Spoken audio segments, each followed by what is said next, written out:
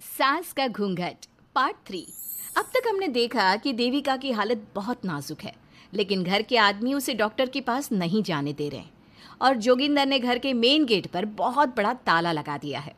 लेकिन देविका की सास विमला पहली बार घूंघट उठाकर समाज के बनाए नियम का उल्लंघन करती है और देविका की जान बचाने की कोशिश में जुट जाती है।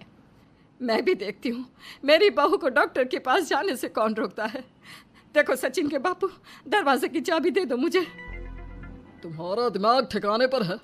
पहले सर पर पल्लू रखो और अंदर जाओ। आज तक मैंने आपका हर गलत फैसला सर झुकाकर स्वीकार कर लिया, लेकिन आज मैं आपकी एक बात नहीं सुनूंगी। मुझे मेरी बहू की किसी भी कीमत पर जान बचानी है। मुझे चाबी दे दीजिए। पिताजी, माँ ठीक बोल रही है, चाबी दे दीजिए ना, नहीं तो देविका नहीं बचेगी। देविका मरती है तो मर जाए, लेकिन यह दरवाज़ा नहीं खुलेगा। तुम सारी औरतों को इस देविका नाम की बीमारी ने पागल कर दिया है, और इस बीमारी का अच्छी तरह से इलाज करना आता है मुझे। वीना बेटी, सुजाता बहू, जाओ अंदर से देविका को लेकर आओ। विमला ये बोलकर अपने पति के हाथ से चाबी छीन लेती है। तभी महेंद्र विमला का हाथ पकड़कर चाबी विमला से छीन लेता है। भाभी, घर के मर्दों से टक्कर लेकर आप अच्छा नहीं कर रही हो। ये इस घर के संस्कार नहीं है। महेंद्र की बात सुनकर कम्मू अपने पति के हाथ से चाबी छीनकर कहती है, इस घर के संस्कार क्या है हम अच्छी तरह से जान गए हैं। आज इस घर का दरवाज़ा खुलकर रहेगा और देविका डॉक्टर के पास जाकर रहेगी। भाभी, ये लो दरवाज़ा खोलो। विमला ताला खोल देती है। तभी वीना और सुजाता देविका को लेकर आ जाती हैं। घर की सारी औरतें देविका को लेकर घर से जा रही होती है कि तभी सुजाता का पति मोहन उससे कहता है, सुजाता, तुम देविका को लेकर इस घर से निकल तो रही हो, लेकिन याद रखना, अगर तुमने एक कदम भी बाहर निकाला तो वापस इस घर में मत आना। मैं देविका के साथ अस्पताल भी जाऊंगी और वापस इस घर में भी आऊंगी। देखती हूँ कौन रोकता है मुझे। देखता हूँ कैसे इस घर के अंदर कदम रखती हो और कौन तुम्हारी मदद करता है। कानून मेरी मदद करेगा और कारट के दरवाजे हर नागरिक के लिए खुले हैं। मोहन को अपनी पत्नी से इस तरह बात करता देख कल्याण वीना से कहता है, वीना, तुमने देविका का साथ देकर अच्छा नहीं किया। अगर तुम अभी भी इसके साथ गई तो अपना और मेरा रिश्ता खत्म समझना। मुझे कोई फर्क नहीं पड़ता। तुमने आज तक किया ही क्या है मेरे लिए? तुम खुद घर जमाई बनकर मेरे घर में रह रहे हो। कभी 100 रुपये की साड़ी दिलाई है मुझे? मेरे आने से पहले मेरा घर छोड़कर निकल जाना, समझे? ये बोलकर वीना और घर की सभी औरतें देविका को अपने साथ अस्पताल ले जाती है। वहाँ जाने के बाद डॉक्टर जल्दी से देविका का चेकअप करता है। चेकअप करने के बाद वो गुस्से से कहता है, ये क्या किया है तुमने? क्या हुआ डॉक्टर साहब? आपकी बहू की इतनी ज़्यादा हालत ख़राब है और उन्हें चोट भी लगी है, फिर भी आपने उन्हें हॉस्पिटल लाने में इतना लेट कर दिया। आपको 3 दिन पहले ही इन्हें हॉस्पिटल में एडमिट करवाना चाहिए था। हमसे गलती हो गई डॉक्टर साहब, लेकिन आप जल्दी कुछ करिए। हमारी बहू और उसके बच्चे को बचा लीजिए। देखिए, अभी कुछ भी कह पाना मुश्किल है। हम माँ और बच्चे में से किसी एक को ही बचा सकते हैं। आप सोच लो किसे बचाना है। डॉक्टर साहब, आप देविका को बचाइए, उससे कुछ नहीं होना चाहिए। देखिए, हमें देविका का ऑपरेशन करना पड़ेगा। आप इनके पति को बुलाइए, हमें कुछ पेपर पर साइन करवाने हैं। डॉक्टर की बात सुनकर सभी औरतें सोच में पड़ जाती हैं। तभी वीना कहती है, डॉक्टर साहब, इनके पति नहीं आ सकते। ये इनकी सास है विमला देवी, आप इनसे साइन करवा लीजिए। लेकिन पेशेंट की हालत इतनी नाजुक है, इनके पति है कहाँ? वो अपने आदमी होने का धर्म निभा रहा है। पति धर्म के बारे में उसे कुछ नहीं पता। डॉक्टर साहब, वो नहीं आएगा। क्या क्या करना है आप मुझे बताइए। थोड़ी देर बाद डॉक्टर देविका का ऑपरेशन शुरू कर देते हैं। जब वो ऑपरेशन थिएटर से बाहर आते हैं तो कहते हैं, आप लोगों की किस्मत अच्छी है, देविका भी सुरक्षित है और उसका बच्चा भी। डॉक्टर, बेटा हुआ है या बेटी?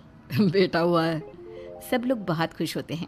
कुछ दिन तक देविका उसी हॉस्पिटल में रहती है और उसके ससुराल की औरतों ने उसका बहुत ध्यान भी रखा। अब देविका कुछ हद तक ठीक हो गई। डॉक्टर ने देविका को घर जाने की इजाज़त दे दी, लेकिन सभी सोच में पड़ गए। हम भाभी को घर ले तो जाएं, लेकिन माँ, आपको घर का माहौल पता है ना। देविका भाभी अभी पूरी तरह से ठीक नहीं हुई। भाभी वहाँ आराम नहीं कर पाएंगी और पता नहीं घर के सारे आदमी हमारे साथ क्या करेंगे। माँ, क्या हम डॉक्टर से बात करके देविका को थोड़े दिन और यहाँ नहीं रख सकते? जब वो पूरी तरह से ठीक हो जाएगी तो उसे यहाँ से ले जाएंगे। ये बात सुनकर विमला सोच में पड़ जाती है।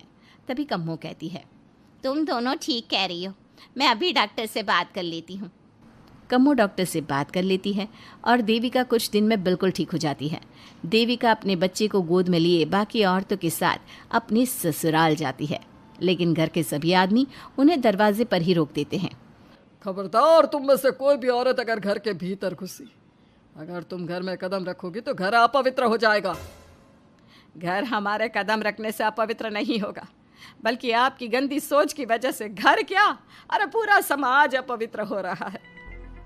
सुजाता, मैंने मना किया था ना घर से बाहर जाने के लिए। अब एक काम कर, जैसे यहाँ आई है वैसे ही यहाँ से सीधा अपने मायके लौट जा। क्यों जी, क्यों चली जाऊँ मैं अपने मायके?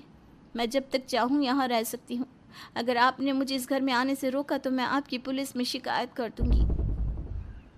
वीना, इन सब की तरह तुम्हारा भी दिमाग खराब हो गया है। अब मैं तुम्हें बिल्कुल बर्दाश्त नहीं करूँगा। तुम्हें ऐसी सज़ा दूंगा कि तुम याद रखोगी। सज़ा बाद में देना, पहले मेरे घर से बाहर निकलो।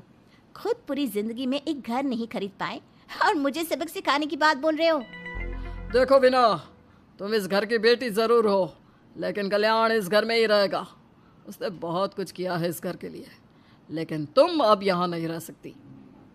क्यों नहीं रह सकती? इस घर पर मेरा उतना ही हक है जितना सचिन का। देश के कानून ने मुझे ये हक दिया है। अगर मैं चाहूँ तो कोर्ट का सहारा लेकर इस जायदाद का आधा हिस्सा ले सकती हूँ। और हाँ कल्याण, तुमसे तलाक भी ले सकती हूँ। वीना, देविका के साथ रह रहकर तुम्हारा दिमाग भी खराब हो गया है। और कम्मो, मैंने तुमसे कितना मना किया, घर से बाहर मत जाओ, देविका की मदद मत करो, लेकिन तुमने मेरी एक नहीं सुनी।